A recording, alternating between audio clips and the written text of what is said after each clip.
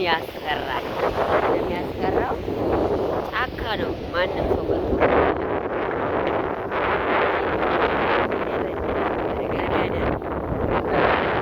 ግን እንዴት ደስ እንደሚል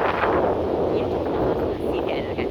ይሄ ማለት ደብረ ሊባኖስ መጥቼ ከጀርባ ሴት ገዳም የሚባል አለ እና እዛ ደስ የሚል ቦታ ነው። ለማግኘት እየሄድኩ ነው። በመሀል ሳይሆን አቋርጬ ወደዚህ የመጣሁት በጣም ደስ ይላል። በጣም ያሳያችሁ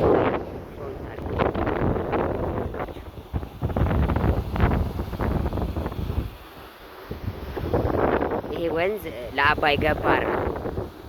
ባኮ ነው ምናምን ይባላል እና አሁን በጣም ንጹህ ነው። እኔ የመጣሁት ከዛ አካባቢ ያን ድልድይ ነው ትቼ የመጣሁት። በሩቻው እየመሸብኝ ነው አሁን